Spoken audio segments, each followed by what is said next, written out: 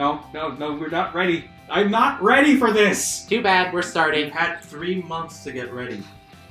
There's still not enough time. Hello everyone, welcome back to the Shooting Starcast after a fucking long hiatus. So, aside from the Dark Souls shit that happened that prevented us that made us take a break, and then my computer up and having a freak out that caused the logic board to fry. Ooh. So, did it try to divide by 0? But isn't he going by Rado? So wouldn't it be like divide by Rado? Whatever the You realize you've royally messed up that series now. Oh, you mean that series that I was trying to do, Divide by 0? Yeah, that ain't happening anymore. It's going to be Rado's Rants or some shit. You caused a paradox. Whatever it was, thankfully it didn't cost me a cent to get it fixed. But I lost 9 months worth of artwork. Ooh. A lot of our Stardust Hunter concept art, including our images and stuff, so I'm going to have to redraw those. I see. So it was a really huge setback. As well as 3 Kingdom Hearts episodes. Yep. Thankfully we re-recorded those and then some, so we're fine there. Yay. But anyway, we're the Stardust Hunters for the Shooting Starcast. As I said, I'm Rado. I'm Leo Force. And I am Legend Hunter. And it has been a while since we've done one of these. Yes. Well, we have established this. Why don't you talk about what you've been doing since the most important stuff that has been going on since we have last had a podcast? The most important thing right now is I've been playing Kingdom Hearts 3. Oh, Lord, have you been playing Kingdom Hearts 3? I haven't seen you for days. Yeah. You don't see him for days anyway. More so! Not online either. Yeah, I pretty much shut myself away and spent close to 30 hours straight playing it. Get help. No. You need help. Get help. Are we doing the Thor and Loki thing where we throw him through the door? You need Jesus in your life. You mean your cousin? No, our aunt.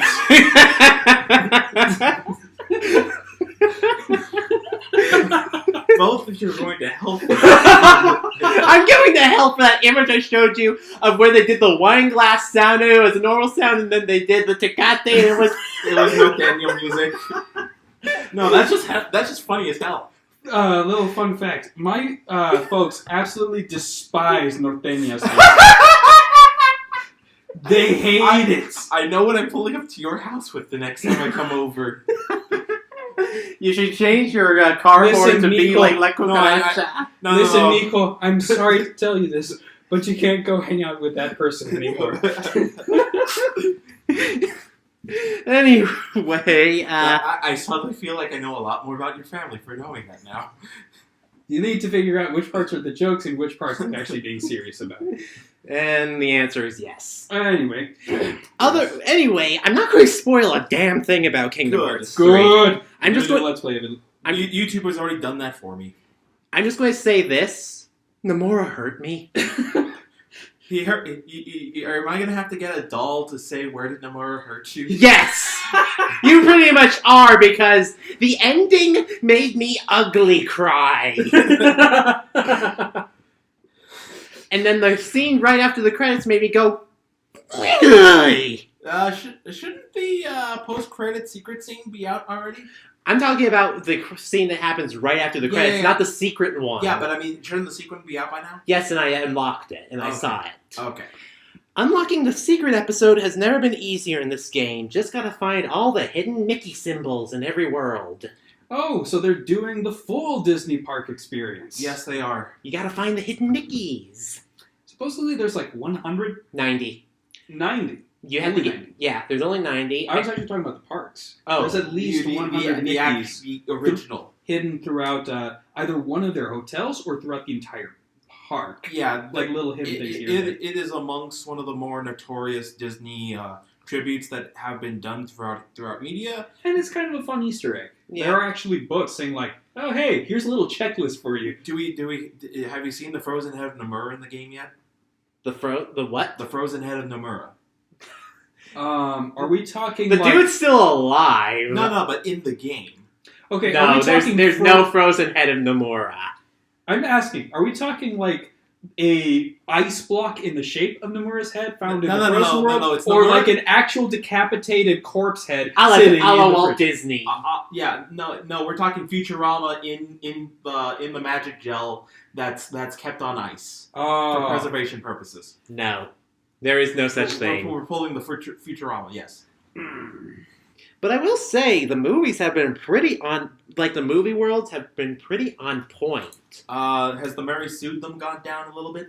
A little bit. A little bit? Okay. Yeah, like, I really enjoyed the Tangled world. It actually made me cry at the end. Tangled was a good movie. Frozen World had 2 of the dreaded songs. Question: were they doing the Bibbidi Bobbidi Boo thing, or were they like decent enough remixes that they could play in the background and you wouldn't mind? Literally, the first one is Let It Go, Fine. and it's literally the entire scene from the movie. Okay. Just with Sora going, just slackjawed in awe of what's going on. To be fair, it is a very cool scene. Every single pun intended. It was ice to look at. Yeah. The other one that was a little weird was Anna giving her backstory about her and Elsa, and it was playing, and little Anna was singing, "Do you want to build a snowman?" As she was as older Anna was talking over that, and it was really kind of jarring. No, they didn't have to do that. They really didn't, because by God, copyright for that is going to be a nightmare. Good lord. When we get to Let's Playing that, oh lordy, the Frozen world is going to be hell. Not only for Frozen hellscape. not only for the copyright, but the fact it's probably one of the longer worlds, and it is tedious. Up the mountain, fall down the mountain. Up the mountain, fall down the mountain. Down the mountain, boss. I will say, the boss for that world... So it's a good experience at the end of it. Yes. Good. Yeah. If you can get through the whole bullshit and get to fight an awesome, fun boss, Dark Spirit Bomb. cool. Pretty much that's what part of the boss fight is. Okay. As I was thinking, like, that experience could be compared to Dark Souls 2's Alon, Sir Alon. Mhm. You have to get through his area, but once you get there, you get to fight Sir Alon, and it's the best. Yeah. But, yeah, Kingdom Hearts 3, really fantastic. Surprisingly, one of the biggest worlds, San Francisco, is also one of the shortest to play through. Well, that's a problem. It was pretty nice. Well, actually, it wasn't that big. It was like one giant, huge city square of sorts to go through. But at the same time, I will say my favorite world probably has to be Pirates of the Caribbean. They did a damned good job. From what I saw in the trailers. What did they do to change that one? Pirate ship battles. They made a better Sea of Thieves than Sea of Thieves. So they decided to just do Black Flag. They did Black Flag for that entire thing. It was just a completely different game for that world. You could upgrade your ship by collecting the white crabs. Okay, that's funny. Yes. Johnny Depp's hallucinations are the fuel for our pirate ship. This is gold! Well, literally, the witch doctor lady, Tia Dalma, created like a crab version of Johnny Depp to help us while he was out doing the stuff with the Brethren Court and stuff. A crab version? Yes. Well, I always knew that And Johnny Depp got around, but I didn't expect him to be full of crabs. I know that was a terrible joke. Yes. But seriously, that world was fun. And there's a crap ton of chests in that world that I haven't found. So you need to go back to get all the pirate booty? See. Well, get out to the sea. I was trying to come up with a crustacean pun there, but I lost it. Well, Well, there's a that's lot of... Shell out of luck. Shell out of luck. But There's no claws to be alarmed. But yeah, all the worlds, pretty good. I think the weakest one's probably Frozen.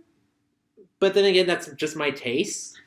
Yeah, and there's a lot of bias against Frozen. But you know what? If they do good, they do good. And the song was pretty good. By the way, that was actually the first time I ever heard Let It Go in its entirety. Why? Because you kept, like, rage quitting out of it? Kinda. Derp! It's a damn good song! Don't let oversaturation ruin a good thing. I know, the sad thing is I'm a huge fan of Idina Menzel. Because of her casting in Wicked, but I couldn't bear myself to listen to it because... See, this is the one drawback of being a hipster. You lose out on the good shit. And you would know that. Oh, yeah, absolutely. Anyway, that's pretty much it for me. I'm currently trying to make the ultimate weapon in this bloody game. And that involves me going up against the Fantastic Seven. Huzzah. Fantasy Flan. That's Cartoon Network, not Disney. Does it matter? Yeah, it kind of does. Copyright will always drop the hammer on you. Anywho's it's... that's it for me other than drawing here and there, so... Legend. Your turn. Okay, so what have I been up to? Well, first off, I've been catching up with my animes and mangas, but I have not gotten to Shokugeki no Soma. And I've been hearing these two have major complaints about it. Yes. Which is making me question whether I should go back. You really should. You at least need to see it to understand what we're seeing. Yeah, but to be honest, the last chapter, not the one that just came out this week, but last chapter, I was just fucking done. I mean, that one is equally, like, it has its own fair share of issues, but it's not so bad. I know, but it was just like the main character's ability. Yeah, like, we have... To give you a comparison in terms of other animes, Legend, this is the point where in Toriko they were fighting for the sake of the universe, for food. And every single character now has a hidden ability, a special cooking ability. They've officially jumped the shark over the moon. See, there's one thing that I always have a problem with when it comes to anime. And you see it in Naruto. You do see it a bit in Bleach. A little bit in Bleach? You don't even know what I'm talking about yet, so Oh, don't wow. jump it. Okay. Don't jump it yet. But the idea of hard work overcoming talent. Being supplanted by our main hero, proving that he actually had talent to begin with. Yes. Mm. Oh yeah, That's- no, I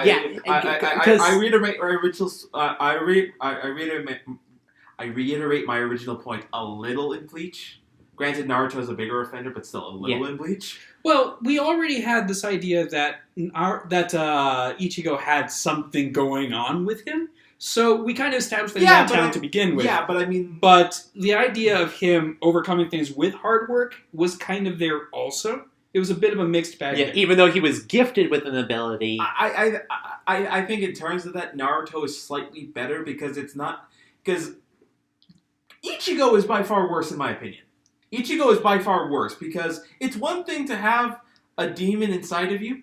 It's another thing when literally you're talking about the fusion of two species to create a new union. Yeah. That is literally ripped out of Twilight. Except that that one. the Naruto anime touts Naruto as such a hard worker when he really just has the gigantic fox boner inside of him. Well, And not only that, but being the son of the... Of a Hokage And sure, but when there's and a and the reincarnation of a Hokage okay, that one, I still find that one. and freaking gods. yeah. Okay, they wrote themselves into a corner on that one. Yeah, and here's the thing. Naruto's mother was apparently some chakra master of some sort who had, like, unlimited wells of chakra. I don't call... No, as far as Naruto's concerned, he just has the battery. He could go... He is the Energizer Bunny in the Naruto-verse. He can just go on and on and on. He still had to go ahead and train his bullshit. I will admit, some of the later... Did you ever see that combat from, like, Boruto where Sasuke and Naruto were actually doing, like, Yes. Hong Kong-style kung fu Yes. against this one guy, and it Yes. actually looked fucking good? Yes. Yes, I do. Yes. That I will give them that. I have issues with fucking Ichigo. Not just because Of his... of Fullbringer. Not just because of the fact that his dad turned out to be a Soul Reaper as well. That was actually a cool surprise, and I enjoyed it. But also the fact that his mother was a Quincy Mother who was a had Quincy. sealed a Vasto Lorde, I can't believe I remember that, inside her. And that got somehow through the egg into Ichigo. So, I'm going to defend all of this in a separate podcast because I actually will call all of these Chekhov's guns in a Chekhov's armor. This is all actually hinted at, even in Season 1. sure. I'm just saying that it looks more blatant with Ichigo. I think that it looks worse. It probably isn't that bad, but it looks worse. Also, the fact that his fucking Bankai's form is just a young version of Juabach. And that pisses me off a little, too. The whole Quincy thing does kind of, like, aggravate me a little bit. Yeah, because it makes Zangetsu not an ally from the beginning. It makes him somewhat irrelevant. But tell us more about Rise of the Shield Hero. Oh, you want to hear the whole thing? Yes. Because So- that is the new hotness right now. That is his new hotness. Or it's been his hotness for a while. For the last 4 weeks, Rise of the Shield Hero has been debuting, and it's kind of seen... in anime form. In anime form, excuse me. In anime form, thank you. It's already got a light novel and a manga adaptation as well, and the web version. The web novel came first, and then the light novels and manga were adapted from that. But- Kind of became their own canons all across the board. Characters behave slightly differently here or there, but main premise the same. For those who are uninitiated and haven't been listening to me gush about this series for a long time, Rise of the Shield Hero takes place in an isekai anime. I can already see some of you just walking out the door right now. I'm going to tell you guys right now, this takes the isekai concept, turns it on its head, and kicks it in the balls. I would actually call it more of a reconstruction of the isekai. As well as like a As deconstruction. opposed to a deconstruction. It's a little bit of both, deconstruction and reconstruction.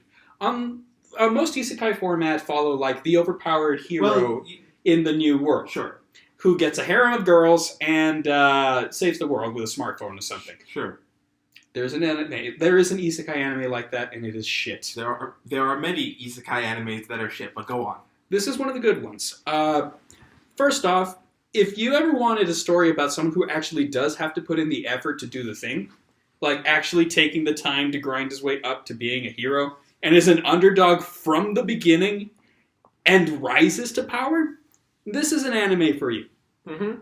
The main character, Naofumi Iwatani, the eponymous shield hero. he cannot equip a single blade to his body. The funny thing to me was looking at everyone going like, oh man, I can't wait to see him get an offensive ability. When I'm looking at this and going, he's a motherfucking tank. The DPS is everyone else's job. Right. Yeah.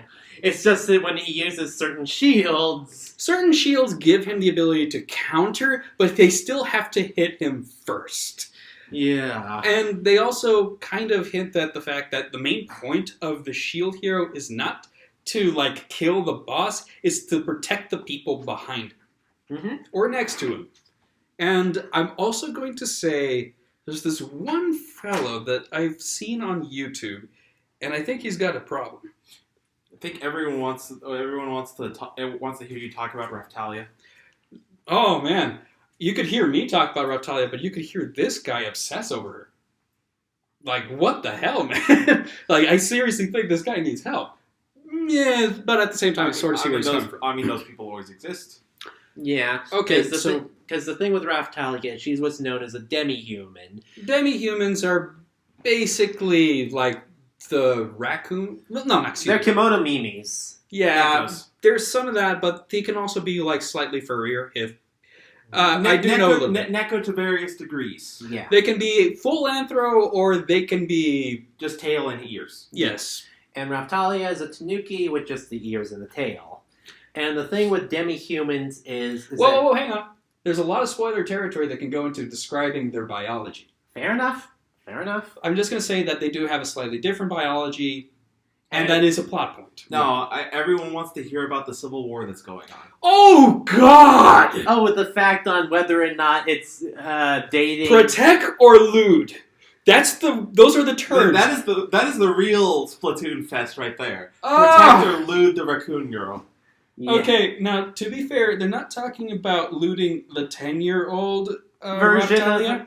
They're talking about looting the 10-year-old version of Raftalia. Fuck! Well, again, Spoilers. because Legend does not want to go into the spoilers on I it. am sorry for failing you on that point. You may go ahead and describe the demi-human biology because I failed us. When they get to a certain level, their bodies rapidly age up. So, what Raftalia starts out with the appearance of a 10-year-old girl. And She ends with the body of An 18-year-old. a 10 out of 10 waifu. Yeah. But she's got the Android 21 thing going on where she's 10-year-old on the inside. Well, that's what people are arguing about. And she's Whether even or not saying she's not a child anymore. Well, Noe says she's not a child. Na says she's not a child. But I'm still going to jail. Is what the argument is. So the internet is basically having one of their shit fits about this character. Yes, and it is amusing. Yeah, and even now, Fumi even says with all because he does get like a bunch of girls like surrounding him. I am surrounded by lolis. Yeah. That is one of this poor bastard's sayings. I believe his exact words. Everyone around me is going to think I have a Lolita complex. Yeah. Yeah. No, that's not why I follow the show. Shaking my head disappointingly. I'm going to go ahead and say that you don't have to be a lolicon to like the show. The You character, shouldn't be. You shouldn't be. No. And I'm going to say that there was a little bit of a Goblin Slayer moment in episode 1. Oh yeah, because of what the bitch does. Yeah, the bitch. There's a point where the main character. I'm not gonna say that this is really spoilers. Read the series if you need to know the details. It's only one book.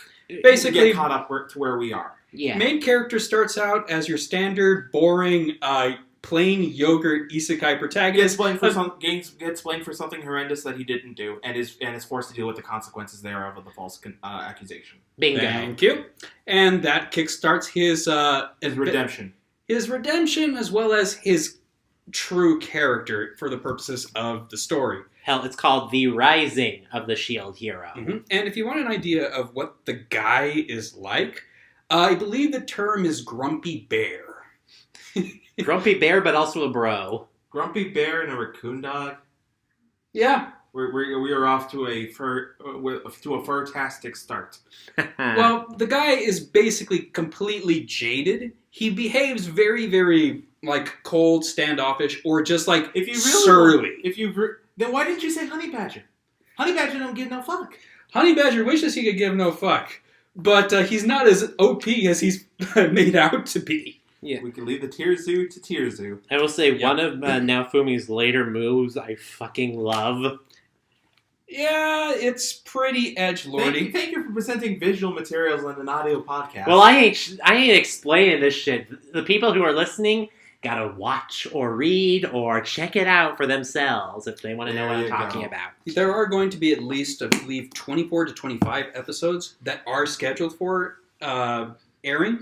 So they are confident that this is going to be a good show. By the way, the first four episodes basically cover book 1. So if you are new to the series, start reading. If you are fans of the series, don't worry, they got you covered.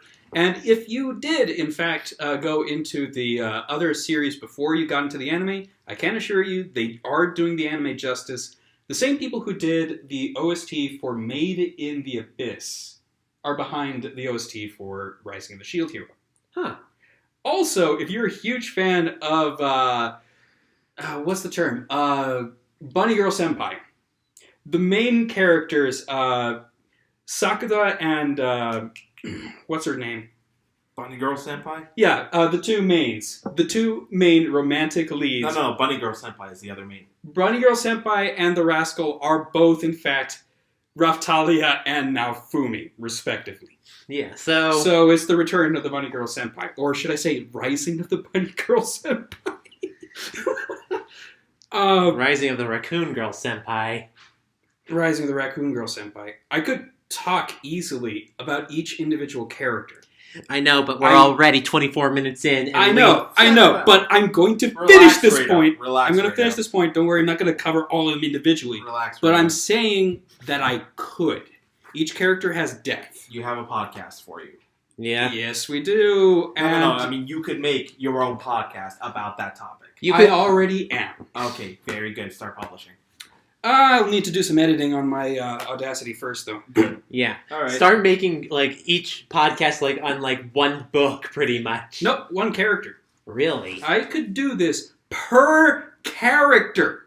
Get on it, Matty. Get on it, mate. I need stuff to upload to the channel other than Let's Plays. Anything video game wise before we drown you out completely?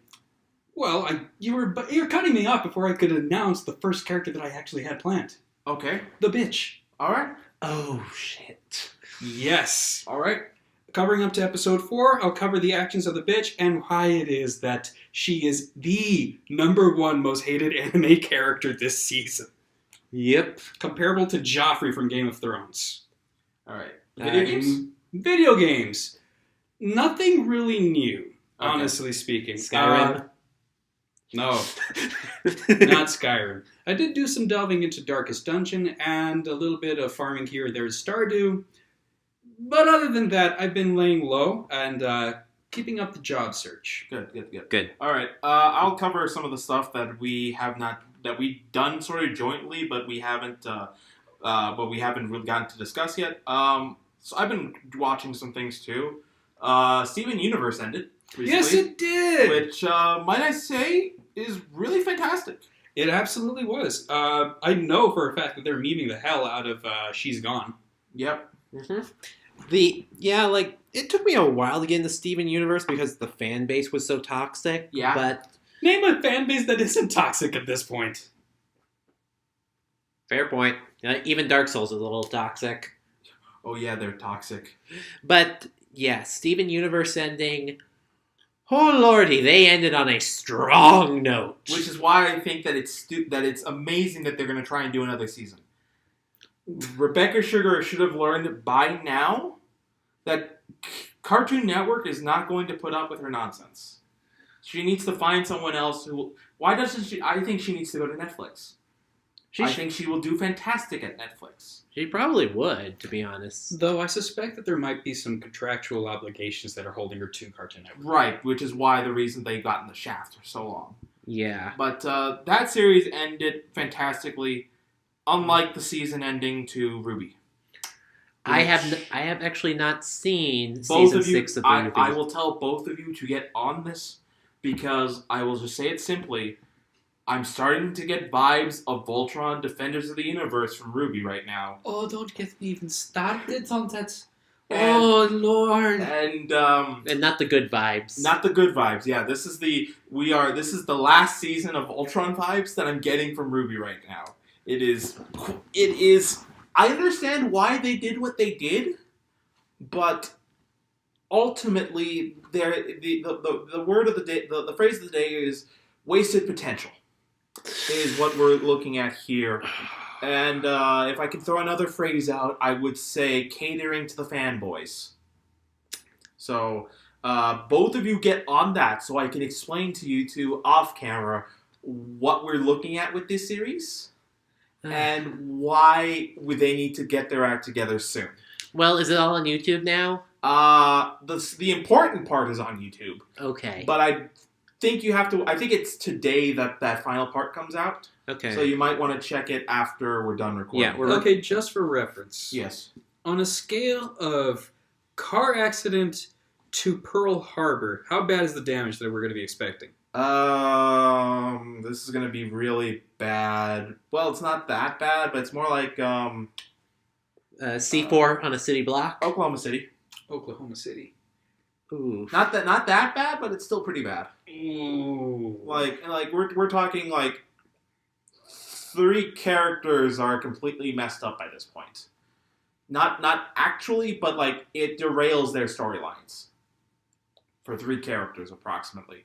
Yeah, it's rather interesting. Okay. I've been as Rado's hinted at. Yeah, I've been keeping up with Shokugeki no Soma. That's not going fast anytime soon. Yeah, I think I might just wait for a while, maybe check up on the... Grappler Baki, on the other hand, has been proceeding pretty accurately along its storyline. We're about into the second major tournament. We're about to start the second major tournament, which is fantastic. Which is pretty impressive considering they're almost at 30 episodes now. Well then, and this is the Netflix series? This is the Netflix series, yes. Oh, nice. And if I recall, the series that Grappler Baki is doing is like part 2... This is part 2 of the original anime. Well, up to a point. Well, the OVA covered season, basically the OVA series that came back in the 90s covered the first manga book line. The Okay. entire first book series. Yeah. The Netflix series is covering the second book line so far, and we're about halfway, I would say. Well, maybe a little bit closer to 2/3. Do you need to see the first series? No, you don't. They summarize any important details immediately, so Okay. you will get caught up fairly quickly, although there will be some nuances that are missed. I will say the musculature of those pictures. The muscle porn in this series. It's kind of disturbing for It me. is supposed to be disturbing. And this is a guy who kind of likes to draw that kind of stuff sometimes to like No. some really exaggerated proportions. But that looks flat out disgusting. to If me. you remember the musculature from Toriko or Kenichi, the Mightiest Disciple, take that and then go from 11 to 13. That is how much we get to it. And it gets even worse going into future series. Which is impressive considering that freaking Toriko had like nose muscles almost. Oh, the muscles on these characters are bananas. Not to mention some of the feats that they do that are just absolutely stupid. Oh yeah, they get May I describe one of these feats? go ahead. There is a point where, in the middle of this fight, presumably to the death, one of the characters is revealed to have done his training by punching the Statue of Liberty. The Statue of Liberty had to be rescued. Actually, that character was not training. That character was pulling a distraction. He was. And it worked. They had to, stitch up the Statue of Liberty for that. I will give you a better example that better explains their power levels. What about, a low- putting your mouth up to someone's ear and blowing their brains out with air pressure alone? Yeah, what I was going to say, that's a very good example, but the one I was going to say is that a low-level fighter from the first series Okay. trains his fingers to be able to puncture someone's neck and pull out, by memory, individual nerve endings to purposely disable eyes, ears, and smell. Shall we And call and bullshit? This is low tier at the beginning of the series. Can we still call bullshit? This is the lowest low-level scrub. Oh, and how about the fact that they revived Miyamoto Musashi? That is the premise of the fourth book series. How many sharks are we jumping? Like you I'm pretty sure we've jumped the entire Pacific Ocean. You have jumped to the planet of sharks. And then jumped over that Yes. and doing a full orbit around it. In the shape of a shark. That's how ridiculous that series is. All right, let's get to watching it, guys. Smash happened. I've been playing off of Rado's copy of Smash Ultimate. And I just finally got the passcode for Piranha Plant. Yes. Piranha Plant looks like he's going to be an interesting character. His recovery is kind of stupidly good. The internet is trying to figure out what gender they need to draw Piranha Plant. Just go to -8. He's got it all figured out. And to which the subreddit has responded, he's a plant, he has both series, he has photosynthesis, stop trying to stick your people in it. Yeah, good luck given how much PD Piranha porn I've seen. The fact that you have to say that phrase is already disturbing enough. Rule 34. It's a thing. Yes. If it doesn't exist already, it will. It doesn't exist on Pornhub. Or sorry, not Pornhub. Tumblr. Tumblr. You have to get your porn sites right, man. You do know my ex actually contributed to that? Tumblr is not a porn site anymore. Yeah, to its detriment. But anyway. Rado, you have beaten World of Light mode, correct? Still have not beaten Darkon and Galeen. Oh, you have not beaten it yet. I thought Darkon was a spoiler. It's been long enough. It's been long enough, everyone knows. Alright, it was a sled. I have been trying to beat it on hard, which is, yes, it is hard. Oh, I'm sure. But I'm not being so much, but the good thing is that all your spirits can be used at any point. Yeah. Okay. So all the spirits that I unlocked in World of Light on normal mode, I can use for hard. Yep. And they're the exact same spirits. But I am not the masochist that some of the internet, like some of the other internet users, who are trying to beat World of Light on hard mode Without spirits. spirits. I have seen that there are attempts to do this. I don't know how many are successful. Yeah. Amongst other, That's a speed run challenge right there. That's not going to be a speed run. that is just a completion run challenge. That's like a Lobos Jr. type run. And I'm talking about a man who for charity purposes, decided to play through Dark Souls 1. I believe like some of the weirder things were like playing with socks on his hands or playing upside down. This dude, I think this guy actually beat a game where every single enemy was replaced with Gwyn. And he still won. I'm just now thinking of like H Bomber Guy's stream to 100% Donkey Kong 64. Oh yeah, that what was it? 27 hours, 39 hours. I think so. And he had like so many different people on there because it was a charity to like for trans rights. For trans rights, which was okay. very good. Yes, and he circumvented the time limit by having a skeleton take his seat. But one of the sort of, and then sort of on. I think the only other thing of I have to contribute is that I have been watching playthroughs of Daughters of the Ash mod for Dark Souls. I did hear about that, and I did see about that. Shall we spoil one thing? They did it. They did what? They did it. They did what? Trapped bonfires. You activate the bonfire, and it goes kaboom. Oh! So it's not a mimic. No, but it goes kaboom. Yes! Kind of like the way that Aldia's would do. Yes, but except it Actually does. A little skeleton rises up to go ahead and says, "You done fucked up," and then it goes kaboom. That is your warning that you need to roll out of the way. Also, for every single person who's like, fuck it, I'll just pick up the master key at the start. Leo, would you like to describe the new effect of the master key? Breaks after a single use.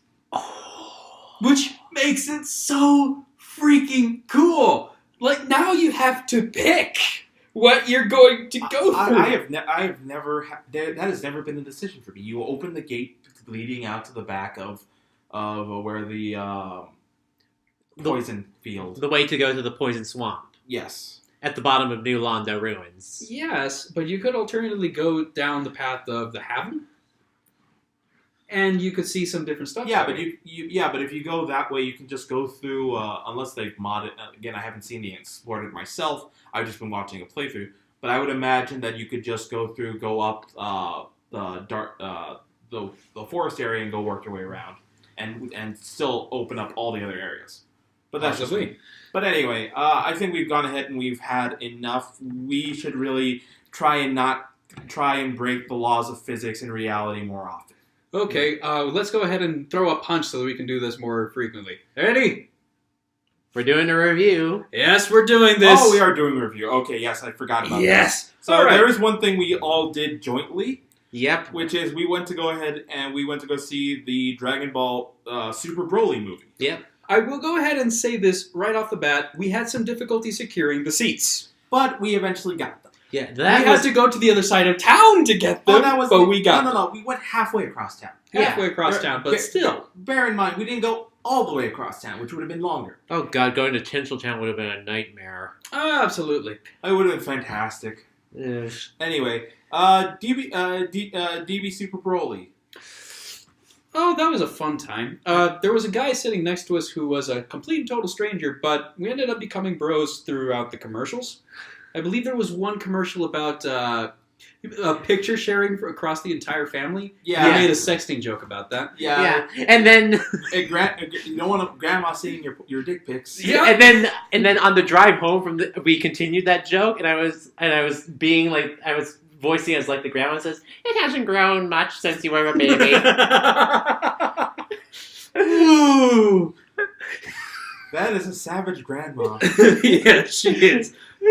There are some pretty damn savage grandmas. But then getting into the movie. But yeah, the movie just absolutely phenomenal. The support characters are instantly memeable.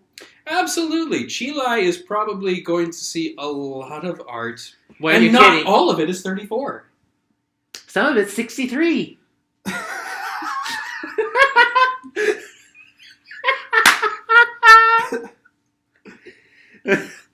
I'm thinking about that right now. And I'm thinking you're not exactly wrong.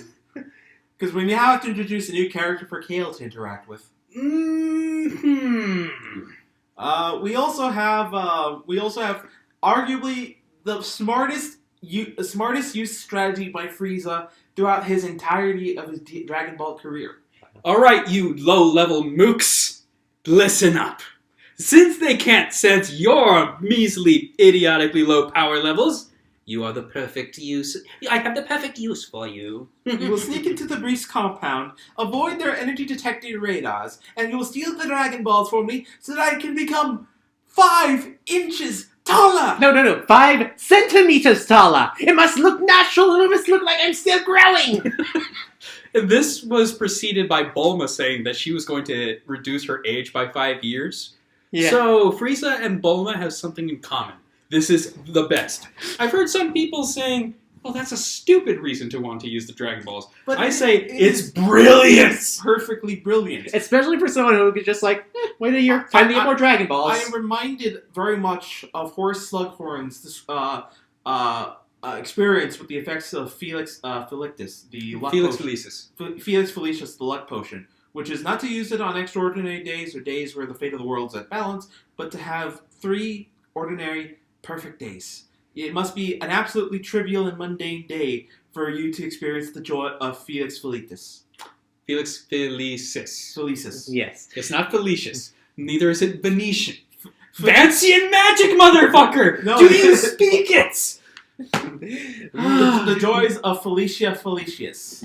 Felicia! Leave the poor girl alone. She's had enough problems in Heroes. You saying Felicia Felicius, I'm immediately thinking, that's a porn star's name. Black Cat had to go ahead and do something after the money ran out from Daddy's thieving days. We We're just going all over the place. Back to the movie! did miss the first half hour. No, it didn't. Oh, No, yeah. we didn't talk about yeah, the first first half hour. Which basically retconned DB minus. No, it retconned Bardock. Recon Bardock. I don't see how this is a gigantic problem. Scientist my ass. Scientist my ass, and psychic powers my ass. Get that shit out of here. So Now, granted, I do recognize that they're kind of taking the cold-blooded killer out of the Saiyan. and putting a lot more Superman. in instead. But you know what? Its implementation felt natural. Sure. Also, the Also, fact that they the- made the Scouters look badass. Yeah. And when Frieza introduced them, he's like, oh, there's some snipers trained on us. How cute. Bang, Dead. bang, Dead. dead. Dead. Well, now you've seen a demonstration on how they work. Enjoy. Ooh, they made Frieza the best character in this movie! They- right behind Broly. They made Frieza awesome. So Broly no longer is upset at Goku because of crying for 3 hours. Thank God! Though it does bring up one thing that's kind of funny for me to admit. The best thing that they did for Broly in this movie was to make him adorable. Yes. Yeah. There is a somewhat controversial scene that I heard about and did not spoil for these two when we went in, but it features Broly having a confrontation with a Frieza soldier after he is grown up. Yeah. To the defense of Chilai, who's playing a Jane to his Tarzan. That many people were called. That was one half of the reason why they were calling the movie a sexist. The other was that the only time you see female Saiyans is in the meat market. Which I really like. Really, you're gonna go ahead and downtrodden upon 3,000 years of proto-human civilization. This is basically how we worked. The stronger ones go out and hunt. The other ones go home and keep the homestead. That is just how it worked. Hell, even some Saiyans who weren't trained for combat did other roles, like pilots. They had logistics people. That was probably one of the best things, too. One of the best characters in the movie was the fucking pilot who flew Paragus and over to meet Broly. I still swear his name is Budarega. No, it wasn't. I think it was... I know it's what the abridged series called the random NPC, but it's still I think his name was actually Beats or something. Beats. There you go. But anyway, That poor bastard. he has a lot of character moments that sort of just fills in the average idea of what a grunt would be in the Saiyan culture. In the Saiyan culture. He seems like the kind of guy that you'd run into at the water cooler, and he wouldn't be unpleasant to talk with. Yes. He dies. Yeah, he dies brutally. Yeah, he's like, well, we need to conserve food. Dead. Yeah, that was Paragus. Paragus remains a gigantic dick. With a hate boner for both Vegeta the Second. Vegeta No, is the fourth in line. Vegeta the third. So our Vegeta is Vegeta the fourth. Prince Vegeta the Fourth. There's a fucking dynasty here. Of Vegetas on a planet named Vegeta. Yes. This motherfucker! Yes. Conceited much? Oh, Yes. absolutely. Well, I'm surprised. It's even more amazing that Vegeta didn't continue this tradition. Well, the thing is, Bulma got to name the baby. That is true. What Bulma says, Vegeta does. Yes. There is no question about this. Also, he didn't even realize I'm betting about the baby. Also, I believe the name has to go to a pure-blooded Saiyan. Like, that would probably be the other thing. That's probably fair enough. We do see. I'm going to save sort of what happened to Broly in terms of his overall character redesign towards the end. We do have, as one of the other sequences of note, is the fact that we get to see young Nappa with hair! Young Nappa with hair! And young Raditz! Young They Raditz remembered and he young- exists! Yes. To which they sort of like, oh yeah, he was off planet when all this stuff happened, so Goku didn't know he had a brother, and Raditz really didn't care that he had a little brother. Yeah. I think the scene with Raditz and Vegeta was probably one of my favorites in the entire movie because they were just a pair of little shits. And It it was was like, perfect. and Yes. Vegeta's like, now I'll never get to be king. He's forever a prince. Yeah, the entire theater was dying at that point. Yes. They have a little montage that gets you caught up to super levels of the timeline. Yeah, And it was a very cool montage. Now, Broly,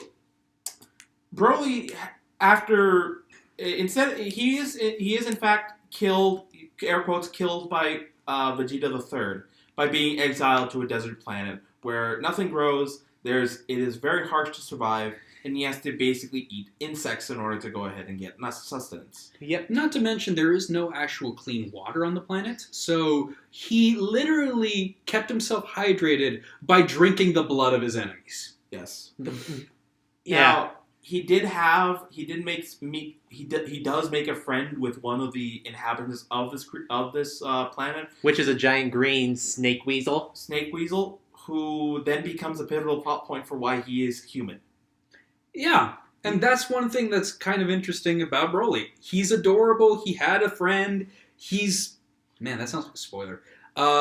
He's a very relatable character. He's a human character, and having, again, with Chilai being Jane to his Tarzan, you now have a much more human character. And characters to play off him. Characters to play off him that make him much more relatable when he goes fucking nuts.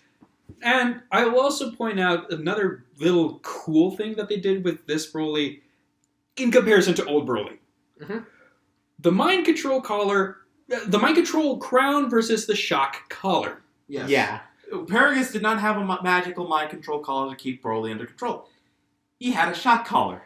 To which Broly had fucking PTSD over. Yes, and it's quite a difference in appearance. Whereas you had literally a vegetable Broly in the original movie, now you have someone who can see the pain coming and goes, "Daddy, no! Please, no! Not the whip!" Which again creates more interesting friction between Paragus, his son, and the characters supporting Broly. Yeah.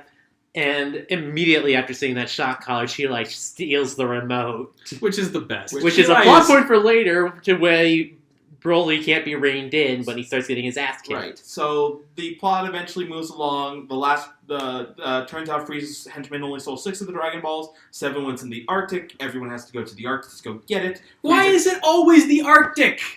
Why the fuck is it always in the Arctic with these movies? World's Strongest was a good movie. World's Strongest was a good movie.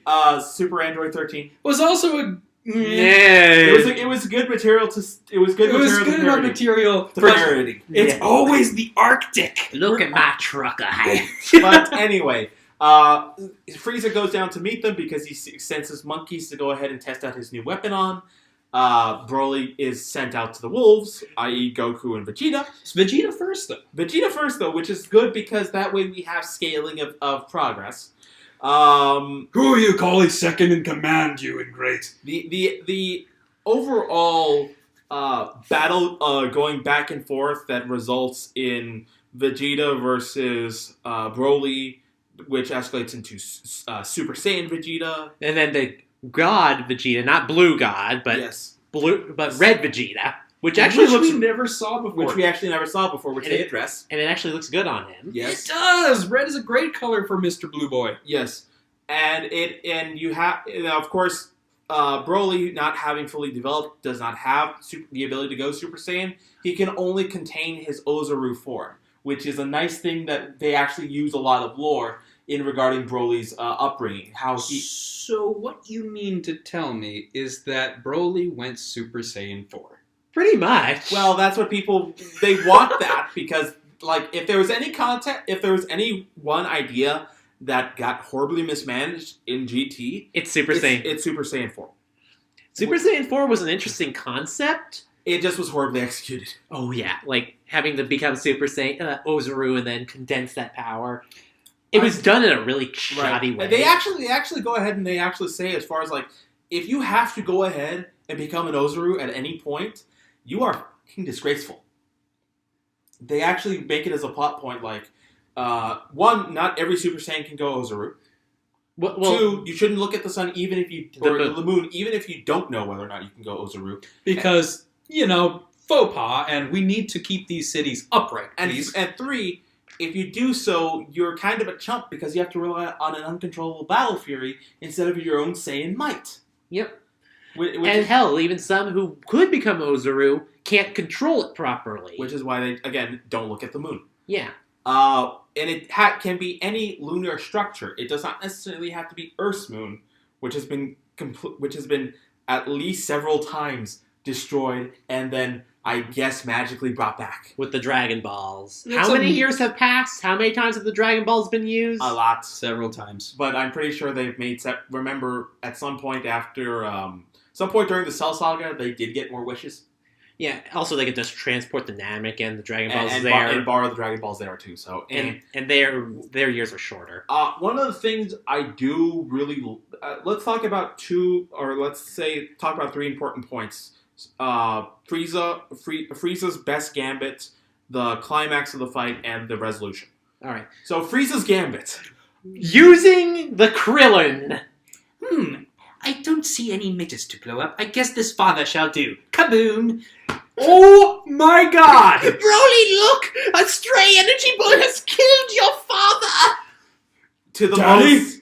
No! To the most- Super Saiyan. To the most aplomb usage of canon and evil brilliance I have seen so far in a movie. I was simultaneously wanting to applaud everything that Frieza did in that moment, as well as laugh my ass off. I swear to God, whoever... I don't know who's voicing Frieza. Chris Ayres. Chris Ayres? Yes. Chris Ayres was channeling Team 4-Star the entire time in this. Yes.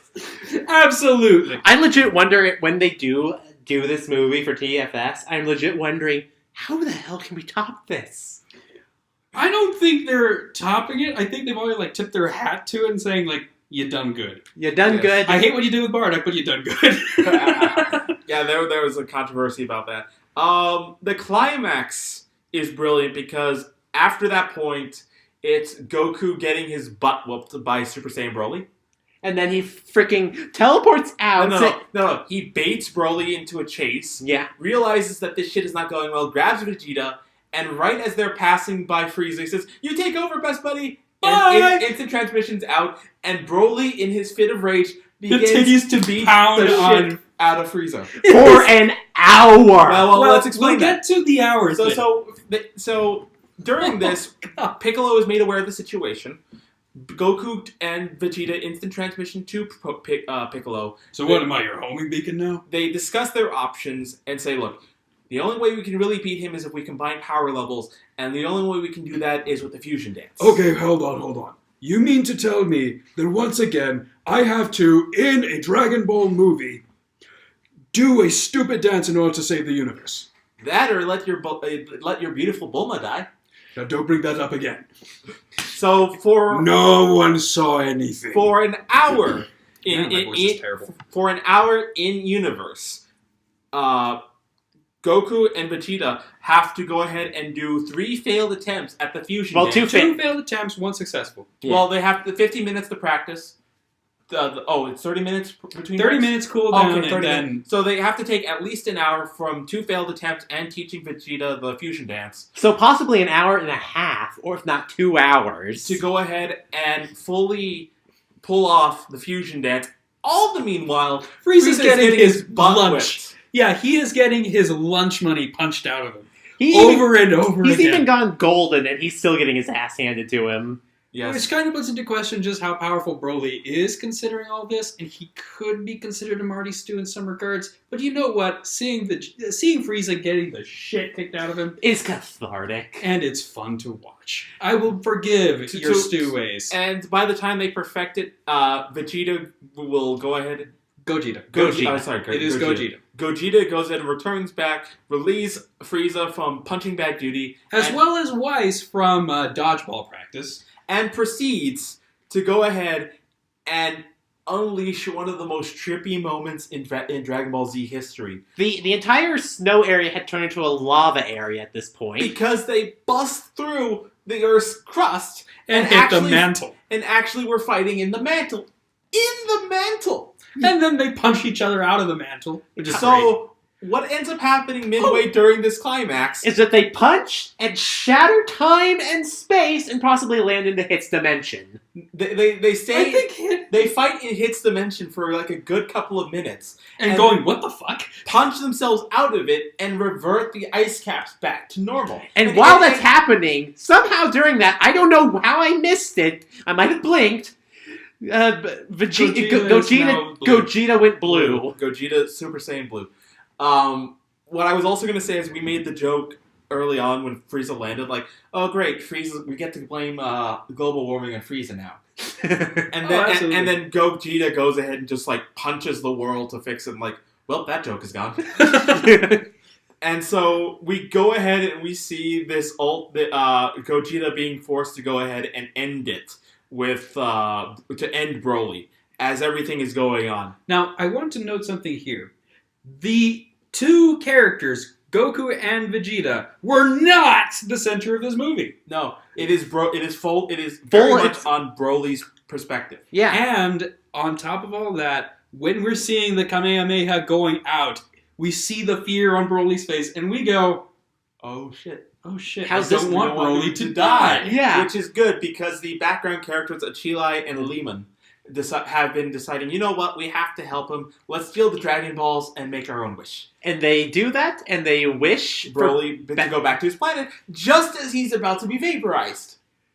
And on the planet, Broly's waking up and like, what the Well, hell? I'm back. he powers out of the sheer hopelessness of the situation, only to realize, oh, I'm not dead yet. I'm home. What? In which case, the two renegade soldiers then beat it for Broly's planet because they are now AWOL. Yeah. They're now AWOL, and they're now with Broly, And which is great. Frieza's looking at them. Oh, look, two measly traitors. I'm going to go ahead and snake them out of this. Gogeta says no.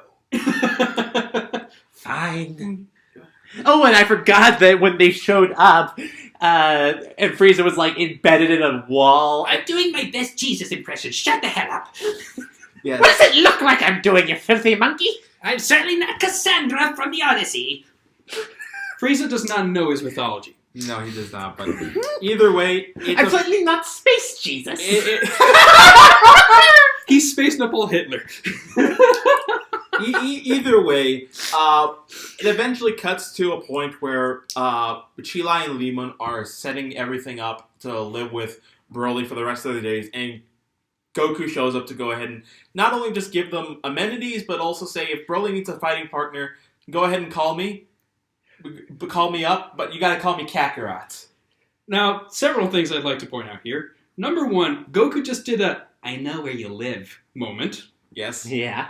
Number two, this is the first time that Goku's ever actually accepted his Saiyan heritage. Yes. Yeah. Like, he's actually asked someone else to call him Kakarot. By his birth name, yes. Because it's another Saiyan, and a Saiyan that's earned his respect with how powerful he And is. that must be infuriating Vegeta to no end. Actually, I would say Vegeta would be all for it. Because- with regard to this one moment, because he's been calling Goku Kakarot for years. Yeah, and no, he doesn't call him Goku. He does not call him Goku. Fair. He has been trying to get Goku to accept the fact that he's a Saiyan since they met. Yes. So I would say that he would be like, Yeah. well, it took damn long enough. And Goku, it literally ends on Goku saying, "But Broly, you can call me Kakarot." Yes. That sounded so fucking flirty. I know. What the fuck? The homoeroticism in Dragon Ball Z could be filled up for textbooks Well, I mean, by liberal arts majors. Vegeta's already mad for Goku cheating on him with Hit. The entire abridged dialogue between Cell and Goku sums it up perfectly. You know, Cell, you know what this is about. It's a fight. Nothing more, nothing less. You bitch. So yeah, Best GBZ movie, in my opinion. It is a fantastic GBZ movie. I'm going to add a little something that we DBS movie. DBS movie. Best Yes. DBS movie. Okay. Best DBS movie. And there was one other thing that I found really, really cool to see, and that was their camera work. Point of view shot through Broly, pounding the crap out of Goku. Into an iceberg. Yes! It was so beautiful! That I want to see him punch Goku's stupid face over and over again. Yes. It was great. But yeah, it was a fantastic. it was a fantastic fantastic movie. movie. Even the CGI wasn't too bad. Yeah. Well, I love the CGI just because I've seen it so much in Dragon Ball Fighters. It's pretty much the Arc System anime. It is. It is. They called Arxis up and hey, we need to borrow your in-game engine for a little bit. Like, sure, go for it. Also, they used it in a position that I think fits. Yes. We just saw dimensions break. Is it not out of the question to think that because the dimensions are broken, the art style wouldn't shift? Yes. It's great. Yes, it is.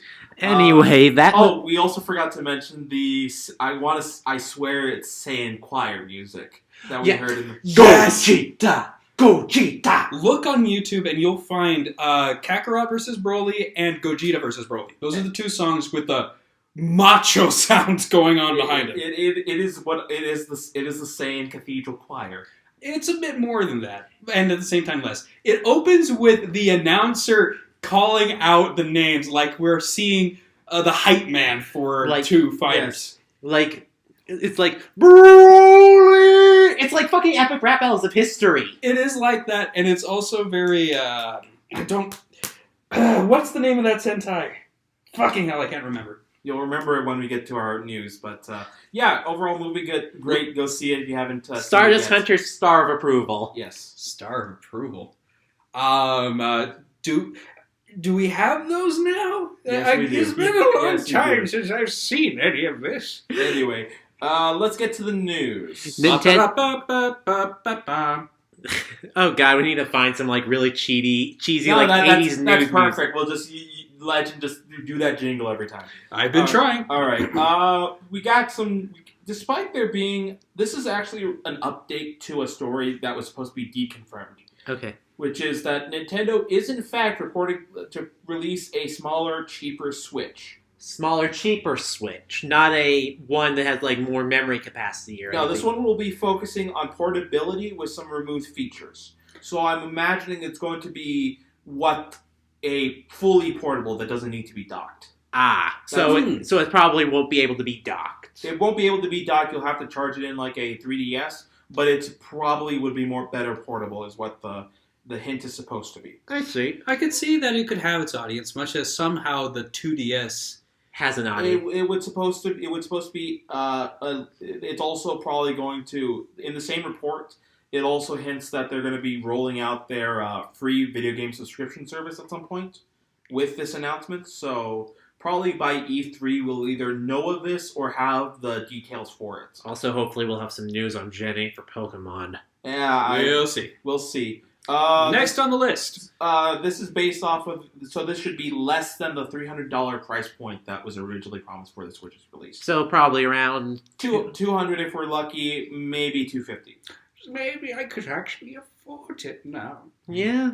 Right. Anyway, next news. The president of Nintendo, I keep forgetting his name. We will go ahead and let me bring this up for a bit. Actually, no, it was made by Shinya Takahashi. Oh, one of the executive officers. Okay, well, Takahashi in a video from Nintendo, told us that their work on the Metroid Prime 4 game was not going as they were planning, so they scrapped it and are now having Retro Studios, the people originally behind the Metroid Prime series, working on it from scratch. We couldn't reverse engineer it. You guys just fix it for us.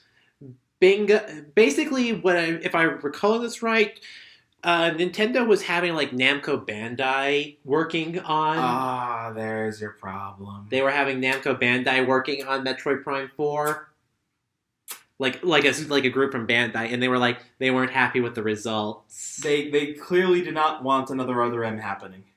Yeah. So and I am okay with that. I'm not okay with the fact that another M could happen. I am okay with the fact that they're getting the people who are supposed to be in charge of it, possibly in charge of it. Yeah. Also, kudos for Nintendo for actually realizing this is not going to fly. We're going to let everyone know what we're doing with this. Yeah, and sure, a lot of people are disappointed, and there's been a lot of clickbait videos about the game being canceled, but it's not canceled. It's just being redone from ground zero, like what happened with Kingdom Hearts 3. Yes. They were originally on the Luminous engine, and then Square decided to say, yeah, fuck it. Or Final Fantasy 15. Yeah, for Final Fantasy 15. And they were like, yeah, screw it, we're going to go to Unity for this shit. Yes. So as we hinted a while back, we did get Petey Piranha as a character. Yeah. It is part of the patch for version 2.0 of Smash. Yep. And it also comes with a long list of adjustments. The most notorious being that the landing buffer has been reduced for a lot of characters' moves. So doing certain air attacks, you can now cancel out of them more easily. Interesting. Okay, that helps. It also increases the range of various moves, adjusts the launch angle to be mostly greater. A lot of King K. Rool's moves have been nerfed a little. A lot of characters that they were complaining about have been nerfed. Bowser's been buffed. Quite a number of things. Read the patch notes if you're more interested in the details. Yeah. I have heard some rumors about certain crashes involving Peter Piranha's classic. Excuse me, not Peter Piranha. Piranha Plant's classic mode. Actually crashing the game. Yeah, it'll corrupt your save file. Ooh, so be careful with that until they can fix out the details even more. So don't do Petey Piranha's classic mode. You called him Peter Piranha too.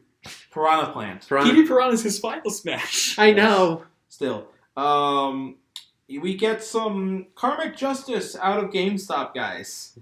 GameStop tried to sell itself and realized that it was worth less than what they think it is. Ooh. They tried to sell themselves? And they have not been able to find someone to buy their company. Are we looking at another toy? Toys R Us? No, this is going to be more of a blockbuster situation. They're not losing because people aren't buying. They're losing because they're going to buy from somewhere else, mainly online or through traditional retailers. Not necessarily. You don't need to go to the video game store to get the video games per se. You could just go to fucking Walmart, Best Buy, etc. Target. Yeah, but their selection usually sucks, and their employees don't know what I'm looking for most of the time. True, but if you really want to bypass it, just buy it online. Yeah, and I don't get why people are like Jim Sterling's one of his big things is he doesn't know why people still buy physical, and I'm like, really? Because you don't get, as Yahtzee put it, you don't get the same gratification of deleting it off your hard drive than destroying the physical disc.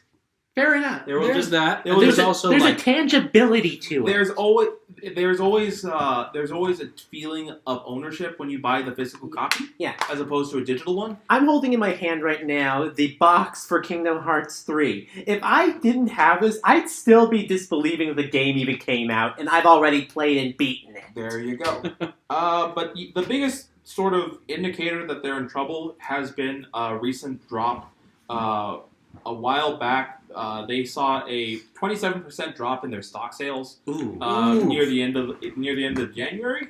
So they are not doing so well, and so I'm thinking if this keeps going and they can't make it to E3, they might be closing up by the end of the year, maybe into 2020. Ooh, that ain't good. So that's that, but. Because, like, what's the Well, there's a new Walmart nearby, so... I mean, there's multiple Walmarts and there's Best Buy, so there's always alternatives, and they're just what they are losing out to online services like Amazon. PlayStation and Amazon. Yeah. So that's where they're losing their money from, because everyone wants to go online. Mm-hmm. Reset the clock, people. We have another Fallout 76 snafu to discuss. Oh, come on. Their latest patch brought back old bugs. Yes, you heard. How do you do that? This is what we call rolling a 1. No, they've been rolling ones for months. Oh, so you mean like I have? No, Like I throw back-to-back 1s. Yeah, let me tell you. We have missed quite a bit, but let me summarize the coverage.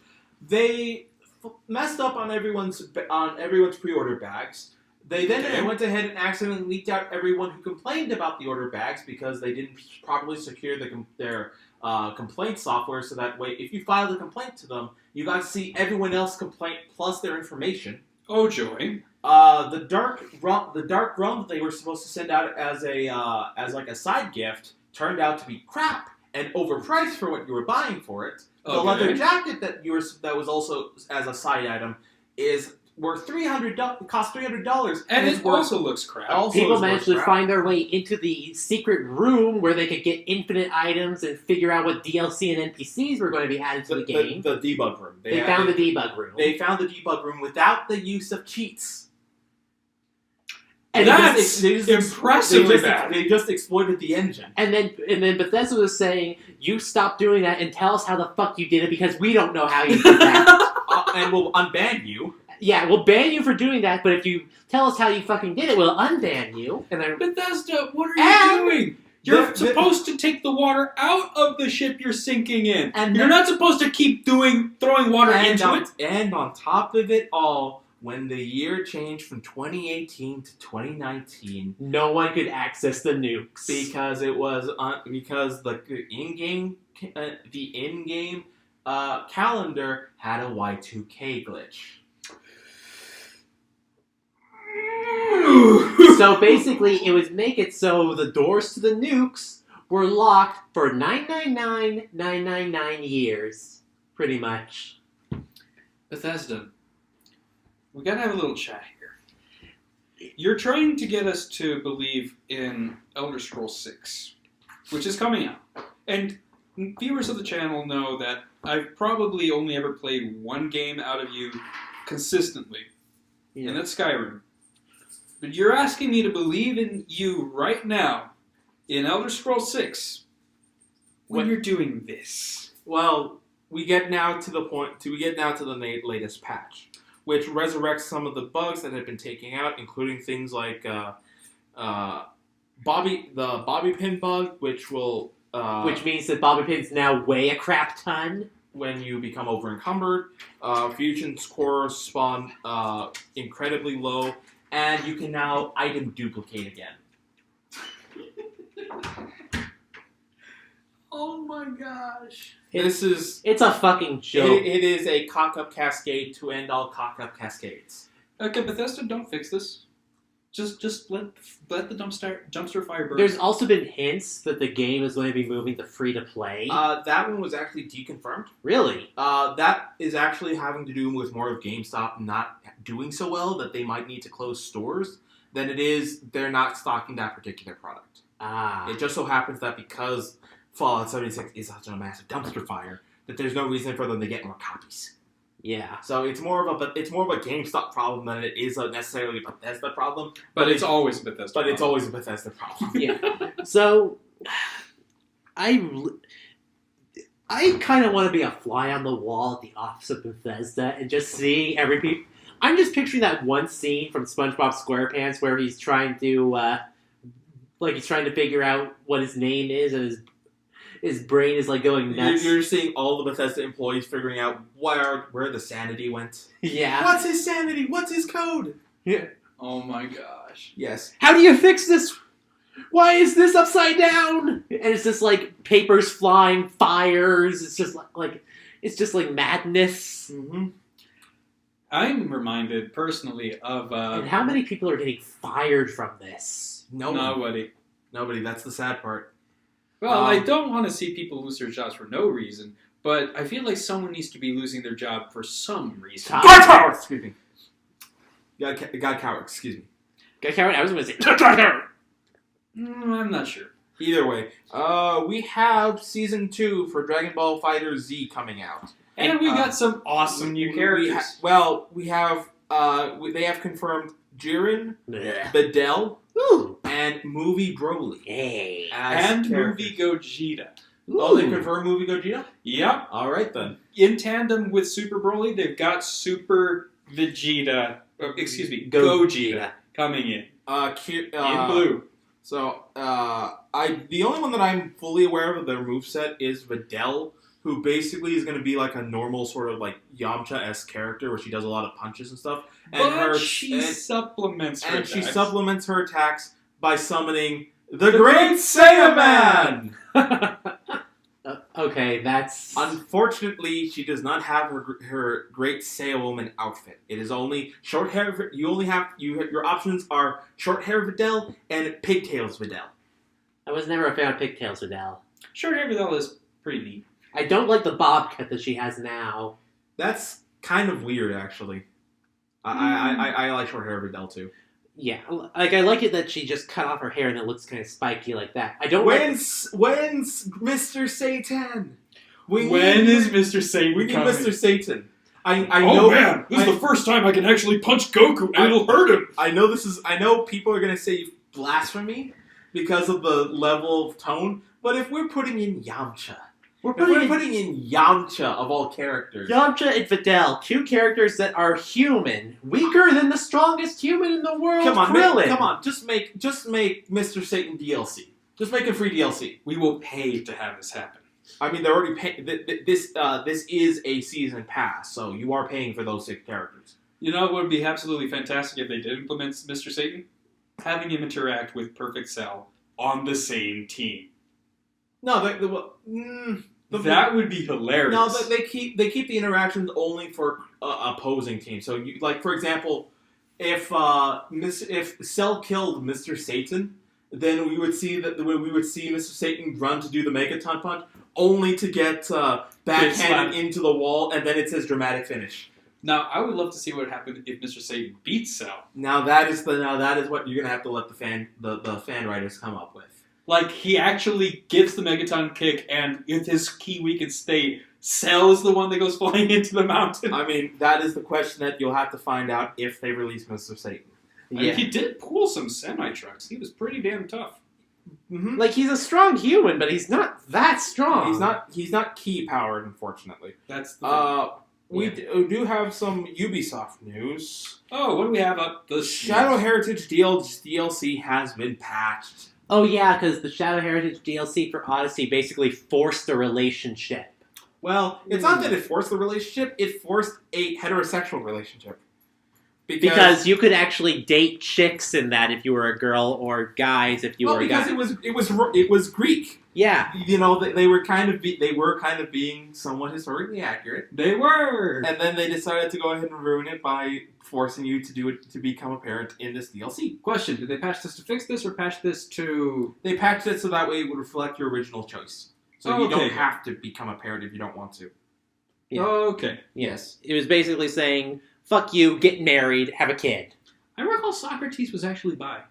Yeah, I mean, it was Greek. It was Greek. You were probably bi was probably the standard, and you were weird if you were considered straight. Well, you were weird if you were like against it. I think. You were weird if you were against it, or if you were like solely for like one or the other. I think. Yeah, because it depends on. You would have to do the research. I don't know off the top of my head. But regardless, Persona Q2. Oh no! Has a release date for June. For June 4th. I still haven't beaten Q. I better get on it. Oh fuck me. So Personas 3 Portable, 4, and 5 will be joining hands in this movie cinema to go ahead and conquer the shadows. Yeah, because they added the female protagonist from Portable. That's fine. which is fem. But, Fenmakoto. Yeah. But so we have, in addition to the release date, we have the game.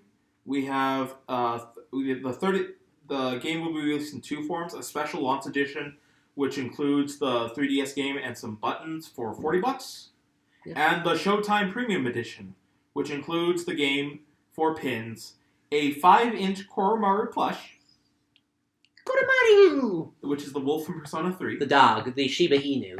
Okay. an art book, and a deck of playing cards. The Personas, the Arcanas, right? I- From 5? I believe so. I believe it's going to be the... No, it's actually a deck of playing cards, but it has Persona characters on them. An actual deck of playing cards.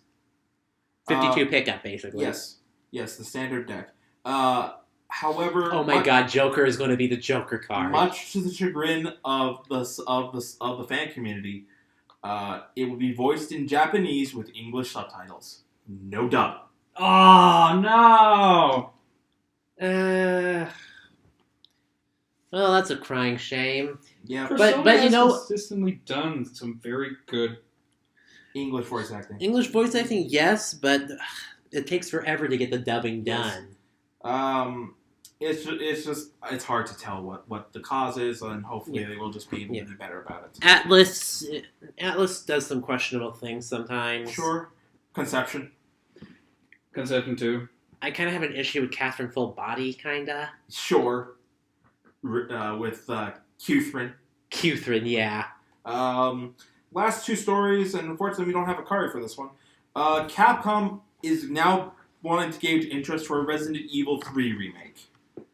That was Nemesis. Yes, that is correct. And I recall Nemesis was actually a very cool It was concept. It was cool. It was an interesting concept, horribly plagued by the contracting issues going around it. So remaking it would probably make it a lot better. Yeah, but Because I heard that 3 wasn't very good. Well, the reason 3 wasn't very good is because they had contracts with Sony and Sega at the time. So Sega had a contract that they had to make a numbered Resident Evil game for Sega for the Dreamcast. Okay. This is where Resident Evil 0 comes in, and this is where things get wibbly wobbly wibby because 3 got fucked up because of 0.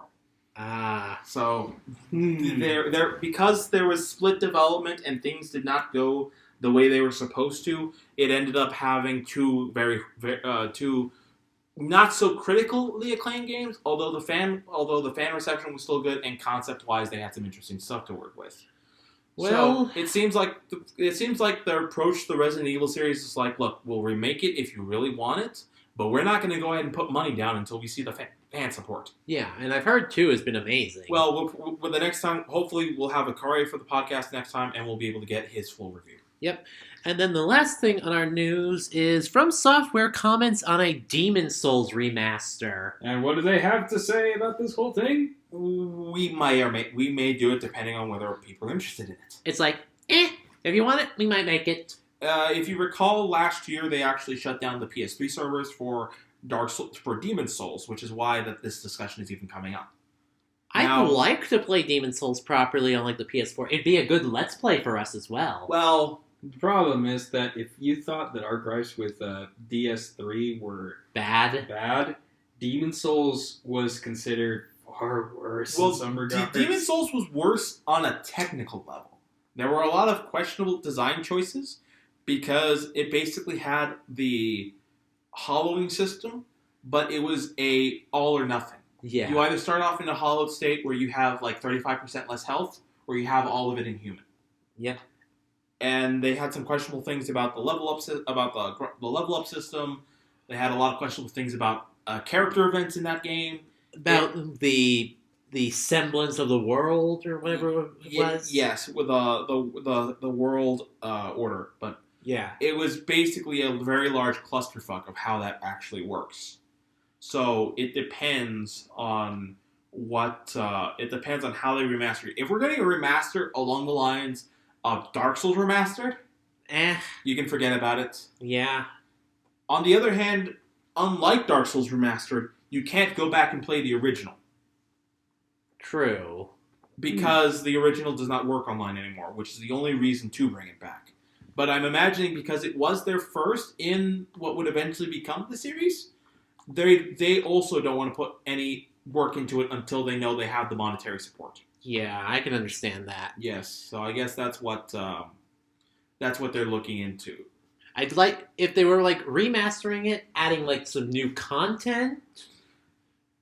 I'm not too sure about new content because that game, first off, it didn't have any DLC, none whatsoever. Wow. This is still in the era in which you shipped a game, that's all you get. Ah, the good old days. Imagine that concept. I know. It feels... Unless you were a PC player back in the day and they had like Sure. add-ons. Even then, like that was not as common as something. Yeah, like expansions. Yeah, and they had to be much more expansive on that because you were paying for another product. Yeah. So it was a different era. What's coming out on the channel, Rado? Dark Souls 3 every Tuesday and Thursday, and for 2 more weeks we've got Kingdom Hearts 358 over 2 days, aka Legends Ice Cream Trauma Fest. I like ice cream. Normally. But sea salt ice cream Is will cancer. it will never be the same. It is cancer now. I will will never want to try it. make it, and I will make you try it. You can't make me do anything. I will lie and say it's blueberry. You will lie and see this thing thrown in your No, face. he will go to your house when you're not there, deliver it to your parents, and tell them to give it to you when you come back. Look, do I need to give you both a lecture about drinking tea? Because I'm not consenting to this. Look, that's fine, but it's not about making you drink it. It's just about aggressively marketing it to you. Yeah. Anyway. So are you both basically fan dancing? Yes, we are. What the fuck, guys? Anyway, after Dark Souls 3 is done, we will start Kingdom Hearts 2 as a Let's Play, because I don't want to do, like, Dark Souls 3 and Kingdom Hearts 2 at the same time. That's fair. Yeah, so... Although we are much closer to finish. We are about to finish the base game for Dark Souls 3. Yeah, I believe our next recording session will be going through the archives, take on the princes, and be starting the Ashes of Ariandel sequence. Excellent. And then between that and the Ring City, we will be done with the Dark Souls series for good. Until Sekiro comes out. I don't think we can consider that as part of the series. Also, Artorias of the Abyss. Oh, right. You guys wanted to do that. Yeah, no, we're not. Yes, come on. Well, we'll see how that goes. We'll take that into consideration. This has been Leo Force. This has been Rado. And this is Legend Hunter. And I do want to ask you guys one last thing before I go. Yeah? Yes. Should I go ahead and put together that little mini character study? Absolutely. Go ahead, Then do it. we'll add that to the stuff coming up on the channel. And this is Legend Hunter finally signing out. Later, guys.